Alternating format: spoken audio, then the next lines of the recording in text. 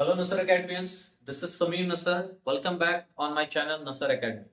आज मैं आप लोगों को एस्ट्रोनॉमिकल टेलीस्कोप पढ़ाऊंगा।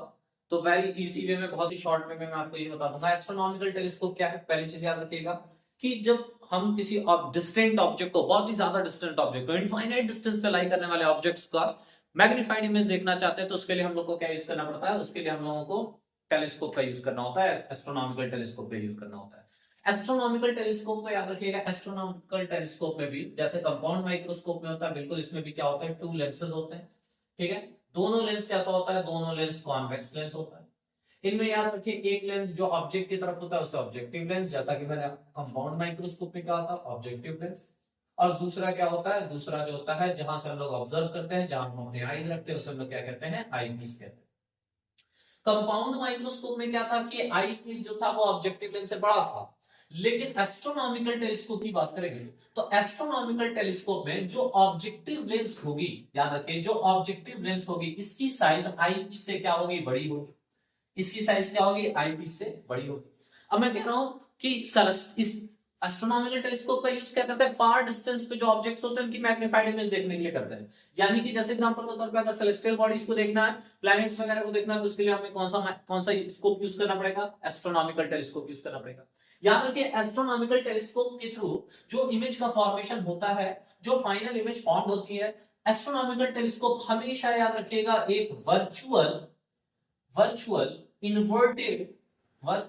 Inverted and magnified final image का फॉर्मेशन करता है। ठीक है ना? मैग्नीफाइड फाइनल इमेज का फॉर्म करता है। यानी मैं क्या कह रहा हूं? मैं ये कह रहा हूं कि एस्ट्रोनॉमिकल टेलीस्कोप की वजह से जो फाइनल इमेज फॉर्म्ड आउट होगी, वो फाइनल इमेज का नेचर हमेशा कैसा होगा? हमेशा ऑब्जेक्ट का इमेज कैसा, फाइनल इमेज कैसा होगा? वर्चुअल होगा। हम जानते हैं जो वर्चुअल होगा वो क्या होगा? इन्वर्टेड होगा। और याद रखिएगा, सिंस के हम लोग टेलीस्कोप का यूज ही क्यों कर रहे हैं, डिस्टेंट ऑब्जेक्ट जो छोटा अपीयर हो रहा है, बहुत ही माइक्रो अपीयर हो रहा है, उसका मैग्नीफाइड, उसका बड़ा इमेज देखने के लिए हम लोग इसका यूज करते हैं टेलीस्कोप का। इसीलिए इमेज कैसा होगा? मैग्नीफाइड इमेज होगा। ये हमारी हो गई nature of image, final image produced by the compound क्या है, एस्ट्रोनॉमिकल टेलीस्कोप। देखिए, कोई भी ऑप्टिकल इंस्ट्रूमेंट हो, ऑप्टिकल इंस्ट्रूमेंट के थ्रू दो पोजीशंस पे इमेज का फॉर्मेशन होगा। एक डी पे, डिस्टेंट ऑफ डिस्टिंक्ट विजन पे, और दूसरा क्या होगा? इनफाइनाइट पोजीशंस पे। मैं फाइनल इमेज की बात करूं तो आइए जरा हम लोग रे डायग्राम देखते हैं कि रे डायग्राम एस्ट्रोनॉमिकल टेलीस्कोप का कैसा होगा और उनमें दोनों कंडीशन में इमेज की फॉर्मेशन कैसे होगी। हम लोग जानते हैं कि डिस्टिंक्ट ऑब्जेक्ट यानी इनफाइनाइट डिस्टेंस पे जो ऑब्जेक्ट्स होते हैं उनको देखने के लिए भी हम लोग एस्ट्रोनॉमिकल टेलीस्कोप का यूज करते हैं।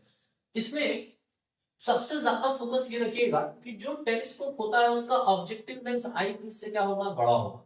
तो अगर मैं ये बना लूं इसका ऑब्जेक्टिव लेंस, ये objective lens, this one is the principal axis, और मैं ये इसकी प्रिंसिपल एक्सिस देखो, ये कौन सी लेंस है? Objective lens. ऑब्जेक्टिव लेंस मतलब ऑब्जेक्ट की तरफ यही लेंस होगी। ये कौन सी लेंस हो गई? Objective lens. अब देखो बेटा, ऑब्जेक्टिव लेंस के ऊपर एस्ट्रोनॉमिकल टेलीस्कोप में जो ऑब्जेक्टिव लेंस होता है उस पे जो रेज आती है वो पैरेलल बीम ऑफ लाइट आती है। कैसी लाइट आती है? पैरेलल बीम ऑफ लाइट आती है। यानी एक ऐसी लाइट जो लाइट रेज आएगी जो एक दूसरे के पैरेलल होंगी। अब हमें जानते हैं कि जो ऑप्टिकल सेंटर से लाइट आउट होगी वो बिना किसी डेविएशन के सीधा गुजर जाएगा।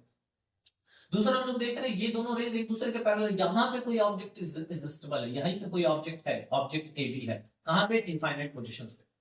यहां से जो रेज आ रही है, पैरेलल बीम ऑफ लाइट आ रही है, ऑब्जेक्टिव लेंस के ऊपर इंसिडेंट होगी, और इंसिडेंट होने के बाद जो इमेज बनाएगी, याद रखिए, जो इमेज बनाएगी वो इमेज क्या होगा? ऑब्जेक्टिव लेंस की वजह से बना हुआ जो इमेज होगा वो आई पीस की वजह से, आई पीस के लिए एक वर्चुअल ऑब्जेक्ट की तरह बिहेव करेगा। अब इस एस्ट्रोनॉमिकल टेलीस्कोप में भी जो ऑब्जेक्टिव लेंस और आई पीस लगे होते हैं वो एक दूसरे से रैक एंड पिनियन अरेंजमेंट के थ्रू होते हैं। यानी हम अपने कैपेबिलिटी के अकॉर्डिंग इनके बीच के डिस्टेंस को इनहैंस कर सकते हैं, इनहैंस करके पोजीशंस को चेंज कर सकते हैं। सिंपली याद रखिए, जब आपको इमेज का फॉर्मेशन डी पे करना होगा तो डी पे करने के लिए आपको ऐसे इमेज एडजस्टमेंट करनी होगी इस ऑप्टिकल डिवाइस के ऑब्जेक्टिव लेंस और आई पीस में, कि ऑब्जेक्टिव लेंस की वजह से बना हुआ जो इमेज होगा वो आई पीस के फोकल लेंथ और ऑप्टिकल सेंटर के बीच में बनता हो। ऐसी कंडीशन आपको करनी पड़ेगी। और इनफाइनाइट पोजीशन पर फाइनल इमेज फॉर्म आउट करने के लिए आपको इनके बीच का एडजस्टमेंट ऐसा करना होगा कि ऑब्जेक्टिव लेंस की वजह से जो बना हुआ इमेज होगा वो इमेज आई पीस के एग्जैक्टली किस पे फॉर्म आउट हो? फोकस पॉइंट के ऊपर फॉर्म आउट हो, जिसकी वजह से अगर आई पीस के फोकस पॉइंट पे वो ऑब्जेक्टिव लेंस की वजह से बना हुआ इमेज फॉर्म होगा तो वो इमेज क्या करेगा, फिर से उस अपने ऑब्जेक्ट का अपना इमेज जो होगा, अपना फाइनल इमेज जो होगा, वो इनफाइनाइट पोजीशन पे फाउंड आउट कर देगा, जिसे हम लोग देख लेते हैं। तो अभी मैंने इस रे डायग्राम में क्या बना लिया, एक ऑब्जेक्टिव लेंस बना लिया, इस ऑब्जेक्टिव लेंस पे parallel beams of light strike करा लिए, एक सेंटर ऑफ कर्वेचर, हम लोग जानते हैं ऑप्टिकल सेंटर से अगर जो लाइट जाती है वो स्ट्रेट आउटली पास आउट हो जाती है, और बाकी पोजीशंस पे जाती है उनमें कुछ ना कुछ आपको डेविएशंस रिफ्लेक्शंस देखने को मिलते हैं। तो ये पहली बीम ऑफ लाइट है, और ये दोनों देखो किस तरीके से यहां से पास आउट, ठीक है। थोड़ा सा मैं इसको अच्छे से बना लूं, ये देखिए ये सीधा रेस हम गुजार देंगे, और ये डेविएट होता हुआ हमें यहाँ दिख रहा है। तो ये दो रिफ्रैक्टेड रेस एक दूसरे को जिस पॉइंट पे इंटरसेक्ट करते हैं, उस पॉइंट को हम लोग क्या कहते हैं, उसी पॉइंट को हम लोग ऑब्जेक्ट का इमेज कहते हैं। अब आप देख रहे हो ये दो रिफ्रैक्टेड रेस एक दूसरे को इस पॉइंट पे इंटरसेक्ट कर रहे हैं, ये point A dash B dash क्या होगा, इस ऑब्जेक्ट का इमेज होगा produced by the objective lens. अब हम क्या करेंगे, अब ये ऑब्जेक्ट जो होगा, ये इमेज जो होगा आई पीस के लिए एक वर्चुअल ऑब्जेक्ट की तरह बिहेव करेगा, तो हमने एक आई पीस बना लिया यहाँ पे, ये हमारा आई पीस हो गया।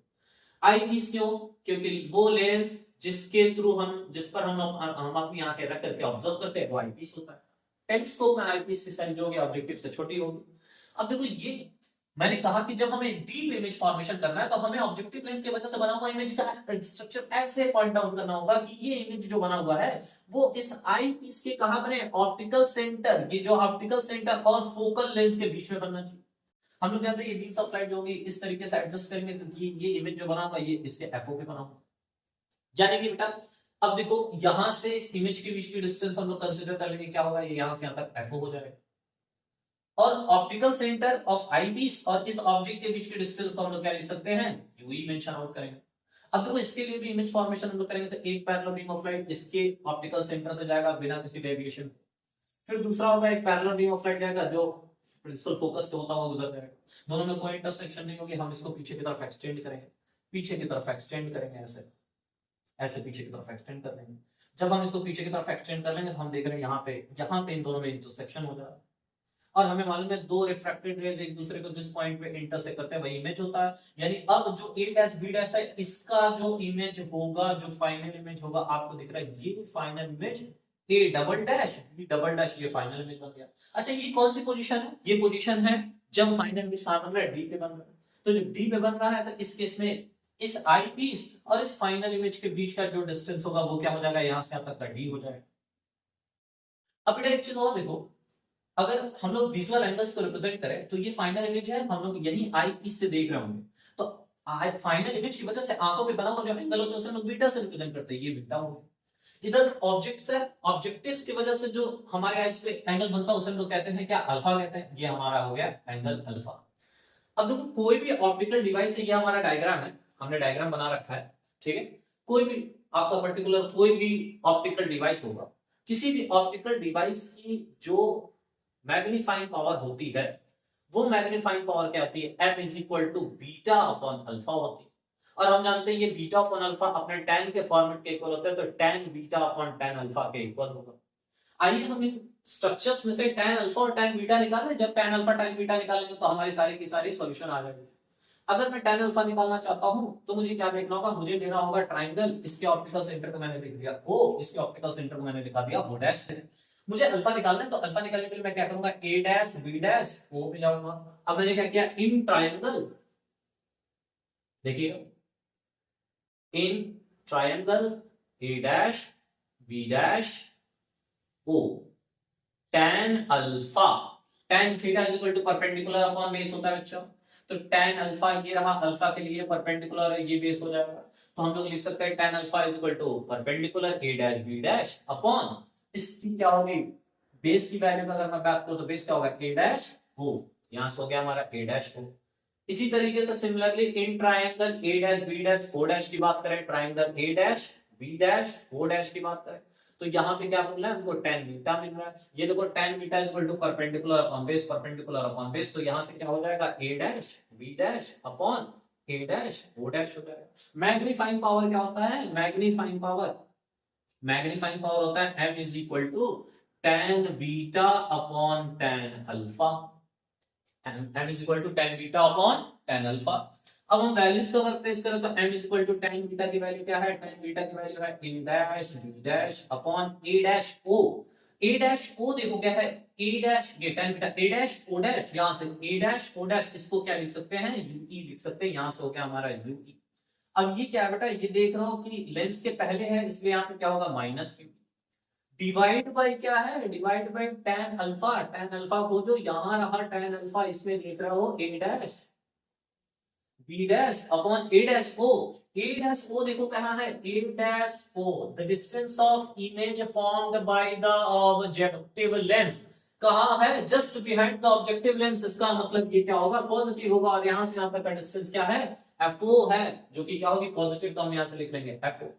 अब मैग्नीफाइंग पावर ऑफ टेलीस्कोप देखो क्या मिल रहा है हमें, m इज इक्वल टू, देख रहे हो डिवीजन चेंजेस टू मल्टीप्लिकेशन में चेंज होगा, माइनस ue इनटू ये क्या हो गया fo upon a dash b dash, a dash b dash से a dash b dash cancel, m की वैल्यू हो गई माइनस fo अपॉन ue। ये हो गया हमारा समीकरण इक्वेशन नंबर 1, जो क्या बता रहा है, एस्ट्रोनॉमिकल टेलीस्कोप की मैग्नीफाइंग पावर का फॉर्मूला। अब हम लोग जान रहे हैं कि इमेज दो कंडीशन पे बनेगी, तो इमेज कहां बन रहा है, इमेज बन रहा है अगर डी पे, अगर फाइनल इमेज बनता है डी, तो हम लिख लेंगे यहाँ पे, थोड़ा सा इसको इरेज कर देंगे यहां से, ठीक है। If final image forms at D, अगर फाइनल इमेज कहां बने, डी पे फॉर्म हो, तो फाइनल इमेज अगर डी पे फॉर्म होगा तो इसलिए क्या होगा, 1 upon F E is equal to 1 upon VE minus 1 upon UE, ये फॉर्मूला होगा। यहां से होगा 1 upon F E is equal to, values place कर दे तो 1 upon minus D minus 1 upon Yui. अब ये माइनस माइनस प्लस हो गया, ये 1 अपॉन डी इधर आ गया, तो मुझे मिलेगा 1 upon U E is equal to 1 upon F E plus 1 upon D. अब एक बात बताओ कि इक्वेशन नंबर 1 जो magnifying power of astronomical telescope है, that is minus F O upon U V, मैं इसमें 1 अपॉन यूवी की जगह क्या लिख सकता हूं, 1 upon FE plus 1 upon D. तो फाइनली जो फॉर्मूला मेरा आएगा m इज इक्वल टू, यहां मैं क्या लिख सकता हूं, minus FO into 1 upon UE, that simplifies 1 upon UV की जगह माइनस एफओ, और ये ब्रैकेट में होगा 1 upon FE plus 1 upon D. अगर मैं 1 अपॉन एफ ई कॉमन कर लूं तो मेरे पास क्या आएगा, m is equal to minus F O upon F E, in bracket ये पूरा बाहर चला गया तो 1 plus 1 upon F E common किया तो एफ ई ऊपर हो जाएगा, एफ ई अपॉन डी। ये हो गया formula magnifying power of astronomical telescope जब इमेज कहां बन रहा हो, list distant of distinct vision. अब अगर image list distant of distinct vision पे बन रहा है तो इस केस में स्कोप की भी कोई ना कोई लेंथ होगी। स्कोप की लेंथ क्या है, देखो ऑब्जेक्टिव लेंस और आईपीस के बीच का डिस्टेंस। ये देखो ऑब्जेक्टिव लेंस किन दो पार्ट्स में डिवाइडेड है, ऑब्जेक्टिव लेंस यहां से लेकर के ये ऑब्जेक्ट और इस ऑब्जेक्ट से लेकर के आईपीस, यही डिस्टेंस है स्कोप का, यही डिस्टेंस है। तो यहां से इस इमेज का जो डिस्टेंस है वो एफओ, और इस इमेज से जो इसकी आईपीस के लिए आप एक वर्चुअल ऑब्जेक्ट की तरह बिहेव कर रहा है, उससे इस लेंस का डिस्टेंस यूई। तो इस केस में अगर मैं बात करूं, इस केस में अगर मैं लेंथ ऑफ स्कोप निकालूं तो लेंथ ऑफ स्कोप देख रहा हूं क्या मिलेगा, अगर मैं इसको यहां से इरेज कर दूं, लेंथ ऑफ स्कोप अगर मैं देखूं तो length of scope L is equal to क्या होगा, एफओ प्लस यूवी। ये भी याद रखेंगे, एफओ प्लस यूवी। कौन सी कंडीशन हो गई, उस कंडीशन पे जब इमेज कहां बन रहा हो, फाइनल इमेज बन रहा हो डी पे, तो इसकी सिचुएशन ये होगी।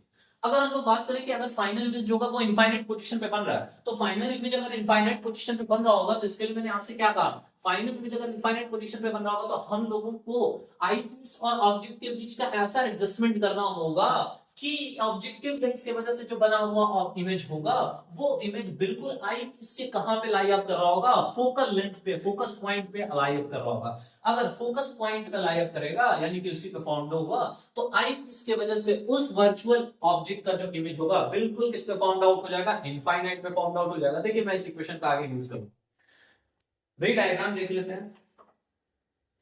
व्हेन फाइनल इमेज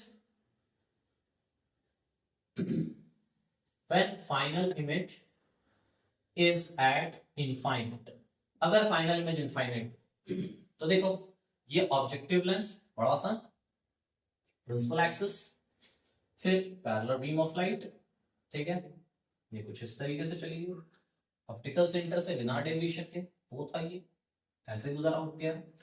अब देखो यहाँ पे क्या होगा, आईपीस हो जाएगा बच्चा, आईपीस हो जाएगा। ये क्या था हमारा ऑब्जेक्टिव लेंस, मैंने कहा इनफाइनाइट पोजीशन पे अगर आपको इमेज चाहिए तो ये जो इमेज बना हुआ है ए डैश बी डैश, ये इमेज कहां बनना चाहिए, एफ ई के ऊपर बनना चाहिए।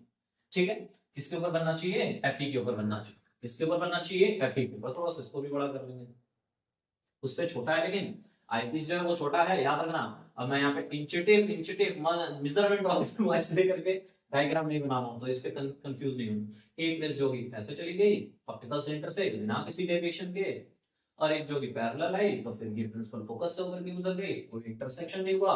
मैं इसको पीछे की तरफ एक्सटेंड कर लूंगा, पीछे की तरफ ऐसे एक्सटेंड कर लूंगा, ऐसे पीछे की तरफ एक्सटेंड कर लूंगा। सपोज कर लेंगे कि यहाँ पे क्या है, इनफाइनाइट, इसी इनफाइनाइट पोजीशन पे क्या बन रहा है, इनफाइनाइट पोजीशन पे देख रहा हो इनलार्ज इमेज बन रहा है। कैसा इमेज बन रहा है, बहुत बड़ा इमेज बन रहा है। आइए इसके लिए एक्सप्रेशन फाइंड करते हैं कि इसके लिए एक्सप्रेशन क्या होगा। तो सिंपल सी चीज बच्चा, मैंने क्या कहा कि अगर इमेज इनफाइनाइट पे बनना होगा तो अब मैं आई पीस की अगर बात करूं तो हमारे पास सेम फार्मूला है f1 lens formula 1 upon f is equal to 1 upon b minus 1 upon u। Eye piece की बात करेंगे तो हर जगह e लगा देंगे। अब 1 upon fe is equal to infinite पे बन रहा है फाइनल इमेज, तो v की value minus infinite minus 1 upon minus u e बच्चा, इसकी value 0। 1 upon fe is equal to minus minus plus 1 upon ue, यानी जहां पे 1 अपॉन ue होगा मैं वहां पे 1 अपॉन fe लिख सकता हूं। अब देख रहा हूं मैग्नीफाइंग पावर किसी कंडीशन पे बने, किसी पोजीशन पे बने, magnifying power of astronomical telescope क्या ही होगा, m is equal to minus fo into 1 upon ue। ठीक है ना, यानी कि m is equal to minus fo into 1 upon u, यही होगा ना फॉर्मूला। अब 1 अपॉन u की जगह मैं इस कंडीशन पे, इनफाइनाइट कंडीशन में 1 अपॉन u की जगह 1 अपॉन fe लिख सकता हूं। तो यहां हो गया m is equal to minus fo और 1 अपॉन u की जगह 1 अपॉन fe, यानी कि क्या मिल गया, m is equal to minus fo upon fe। ये हो गया magnifying power of telescope when the final image is produced at the infinite position. ठीक है, जैसा कि मैंने डी डिस्टेंस के लिए बोला कि लेंथ ऑफ स्कोप होगा, ठीक इसी तरीके से इसमें भी तो लेंथ ऑफ स्कोप होगा। भाई देख लो, यहां से ये स्कोप के बीच का जो लेंस के बीच का distance, that is the length of scope. यहां से यहां तक का जो डिस्टेंस है वो क्या होगा, यहां से यहां तक fo हो गया। इन दोनों के बीच का डिस्टेंस दो पार्ट में डिवाइडेड है, एक क्या है यहां से यहां तक और दूसरा ये, तो यहां से यहां तक ये हो गया हमारा fo। और चूंकि ये पॉइंट क्या है, आई पीस के लिए फोकस पॉइंट है, तो यहां से यहां तक का जो डिस्टेंस होगा वो क्या हो जाएगा, fe। यानी कि इस केस में लेंथ ऑफ स्कोप क्या हो गया, इस केस में लेंथ ऑफ स्कोप हो गया fo प्लस fe। याद रखेंगे, कंफ्यूज नहीं होंगे, बड़ा आसान है। ठीक है, ये रहा हमारा डेरिवेशन एस्ट्रोनॉमिकल टेलीस्कोप का। अब देखिए प्रीवियस वीडियो में जिसमें मैंने कंपाउंड माइक्रोस्कोप बना रखा था, उस कंपाउंड माइक्रोस्कोप में किसी बच्चे ने क्वेश्चन पूछ लिया था, एक क्वेश्चन मैसेज किया था, कह रहा था सर ये जरा एक क्वेश्चन बता दीजिए। नॉन बच्चा है, ठीक है, देखिए क्वेश्चन बताएं। तो उसका क्वेश्चन क्या है, उसने क्वेश्चन पूछा है कि sir if the magnifying power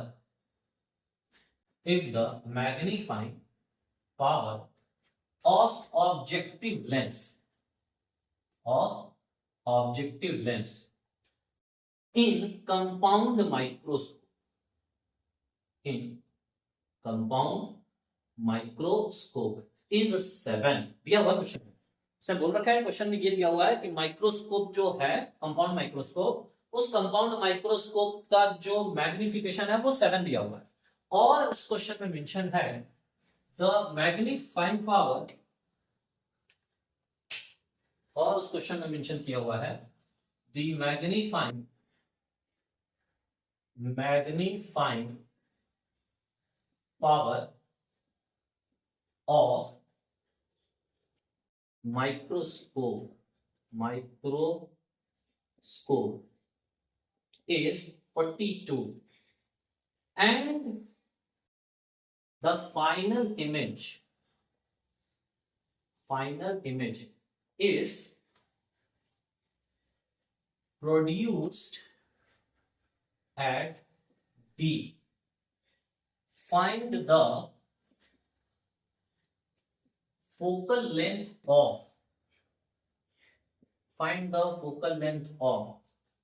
eyes।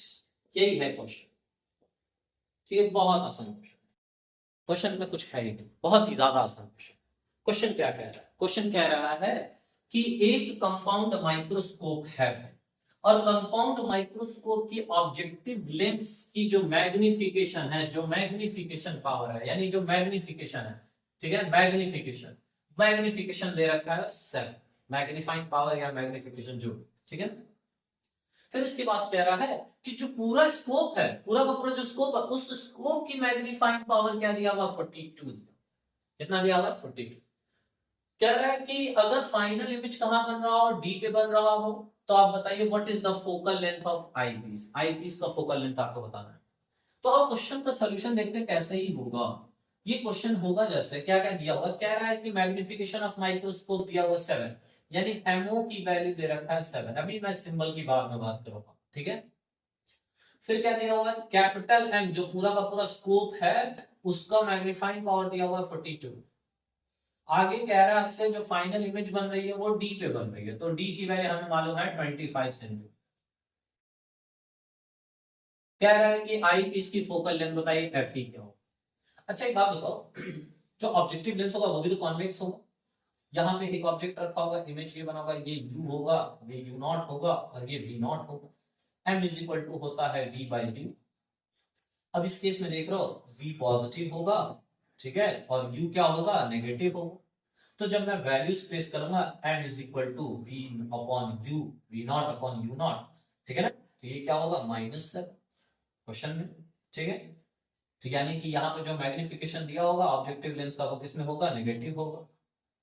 आइए सॉल्व करते हैं। कह रहा है इमेज, फाइनल इमेज फाउंड हुआ है डी पे, तो लिखेंगे when final image, when final image is formed at D, D पे बन रखा है इमेज। हम लोग जानते हैं मैग्नीफाइंग पावर क्या होता है माइक्रोस्कोप का, मैग्नीफाइंग पावर क्या होता है माइक्रोस्कोप का, जब इमेज कहां बन रहा हो, डी पे बन रहा है।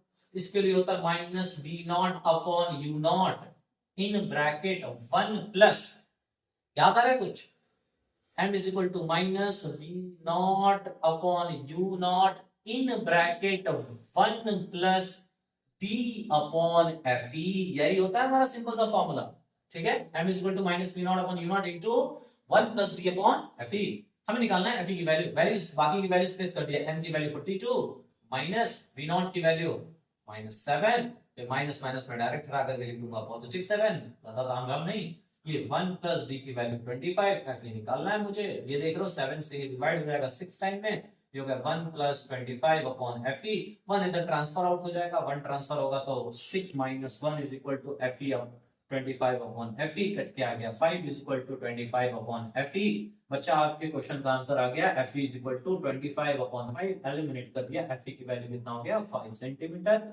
ये हो गया उस क्वेश्चन का सॉल्यूशन, सिंपल सा सॉल्यूशन। नोट करना होगा, कर लेना, ठीक है। चलो अगला क्वेश्चन देख लेते हैं, एक और क्वेश्चन देख लेते हैं। थोड़ा लेंथ ऑफ स्कोप खेल लेते हैं, लेंथ ऑफ स्कोप देख लेते हैं, ठीक है। मान लो अगर क्वेश्चन दे रहा है, सिंपल सा क्वेश्चन कि the focal length, the focal length of objectives and eyepiece of astronomical telescope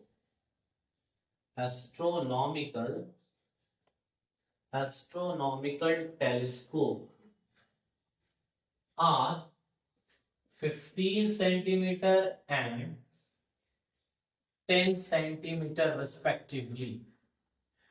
बहुत ही इजी क्वेश्चन है। Find the magnifying power of scope. Scope का आपको मैग्नीफाइंग पावर बताना है। Find the magnifying power of scope if final image is formed at infinite। कह रहा है कि फाइनल इमेज कहां बन रहा हो, इनफाइनाइट पे बन रहा हो। लेंथ ऑफ स्कोप भी आप बता दीजिए, लेंथ ऑफ स्कोप भी क्या होगा। Also tell evaluate the length of scope, length of scope भी बताइए क्या होगा। इस क्वेश्चन को देखिए, बड़ा इजी क्वेश्चन है, कैसे ही है। तो आपको पता है क्वेश्चन में पहले क्या किया जाता है, फिजिक्स का कोई भी क्वेश्चन हो पहले जो जो इंफॉर्मेशन दिया वो लिख लो। Length of objective and eyepiece of astronomical telescope दे रखा है कितना, 15 सेंटीमीटर और 10 सेंटीमीटर, 15 सेंटीमीटर और 10 सेंटीमीटर, यानी कि FO की वैल्यू दे रखा है 15 सेंटीमीटर। सारा पॉजिटिव होगा, क्यों पॉजिटिव, क्योंकि दोनों लेंस कैसे हैं, कॉन्वेक्स। FO की वैल्यू 15 सेंटीमीटर। फिर कह रहा है FE की वैल्यू दे रखा है 10 सेंटीमीटर। आपसे क्या पूछ रहा है, फाइंड द मैग्नीफाइंग पावर। कह रहा है M बताइए क्या होगा, M बताइए क्या होगा। अगर इमेज कहां बन रहा है, फाइनल इमेज बन रहा है एट इनफाइनाइट, फाइनल इमेज कहां बन रहा है, इनफाइनाइट। और आपसे कह रहा है लेंथ ऑफ स्कोप भी बताइए, यानी कि L की वैल्यू भी क्या होगी, ये भी आपको बताना है। तो सिंपल सी चीज आपको पता है, if the final image, if the final image is formed at infinite, अगर फाइनल इमेज कहां बन रहा है, इनफाइनाइट पे बन रहा है, तो इसके लिए मैग्निफिकेशन हो गया m is equal to minus FO upon FE, पढ़ रखा है अभी जस्ट। तो यहां से क्या होगा, m is equal to minus FO की वैल्यू दिया कितना 15 और FE की वैल्यू दिया है 10, डिवाइड आउट कर लेंगे, m की वैल्यू हो गई माइनस कितना 1.5, यूनिट कोई नहीं होगा क्योंकि यूनिटलेस है। फिर कह रहा है लेंथ ऑफ स्कोप बताइए, लेंथ ऑफ स्कोप हमें मालूम है, लेंथ ऑफ स्कोप इस केस में क्या होगा, L is equal to FO plus FE, तो यहां से होगा L is equal to FO 15 10, आ गया आंसर 25 सेंटीमीटर। सिंपल सा क्वेश्चन था ये।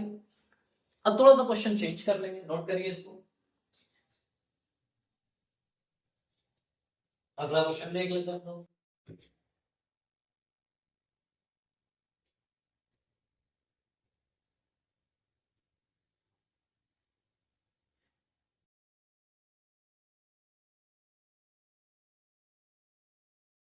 मान लो अगले क्वेश्चन में दे दे विजुअल एंगल से क्वेश्चन,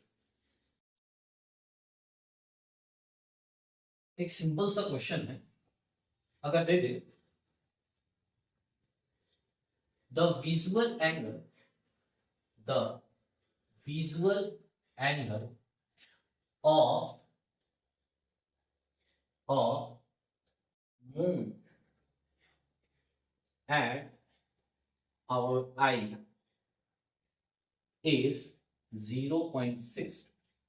अगर कहते हैं विजुअल एंगल जो है, the visual angle of moon on eye is 0.6 degree, focal length of objective lens, focal length of objective lens and focal length of eyepiece, focal length of eyepiece of the telescope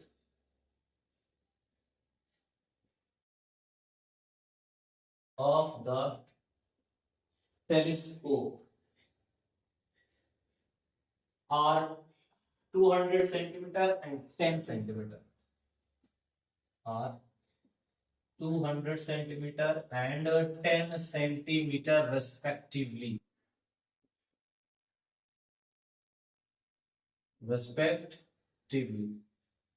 find the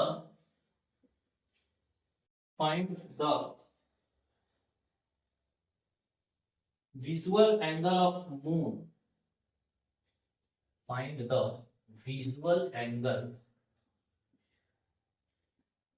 of moon when viewed by telescope। Simple question है। देखिए visual angle of moon at our I, question क्या कह रहा है, question कह रहा है visual angle of moon at our I is 0.6 degree, यानी मून को हम अगर आंखों से देखें, मून को अगर हम लोग देख रहे हैं भैया, तो मून को अगर देख रहे हैं तो डायरेक्ट एंगल कितना बना है, 0.6 डिग्री बन रहा है। ठीक है, यानी कि ये क्या है, दैट इज अल्फा, क्या है वो, अल्फा। अब क्या है कि अगर मान लो कोई टेलीस्कोप से मैं अगर उसको देखूं, अगर मैं किसी टेलीस्कोप से देख रहा हूं, तो जब मैं टेलीस्कोप से देख रहा हूं, तो जिस टेलीस्कोप अगर मैं देख रहा हूं, और उस टेलीस्कोप के ऑब्जेक्टिव लेंस और आई पीस, इन दोनों के फोकल लेंस क्या है, 200 सेंटीमीटर और 10 सेंटीमीटर ऐसा दिया हुआ है।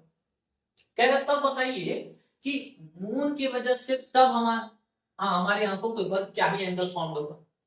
तो भाई अपन लोग इस क्वेश्चन को कैसे ही सॉल्व करेंगे, आप समझ रहे हो क्या पूछ रहा है, क्या क्या दिया हुआ है इसमें, दिया हुआ visual angle due to object, moon क्या है ऑब्जेक्ट, यानी अल्फा की वैल्यू दे रखा है 0.6, ठीक है 0.6 डिग्री।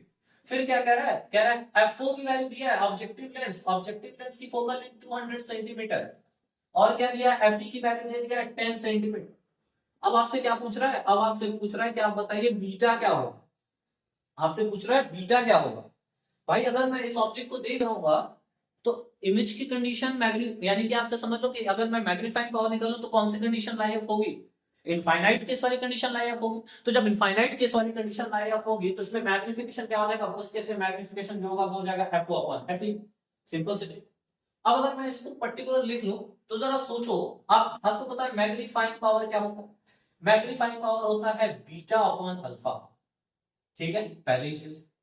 और हम जानते हैं मैग्नीफाइंग पावर और क्या होता है इस केस में, जो होगा वो होगा माइनस FO अपॉन FE।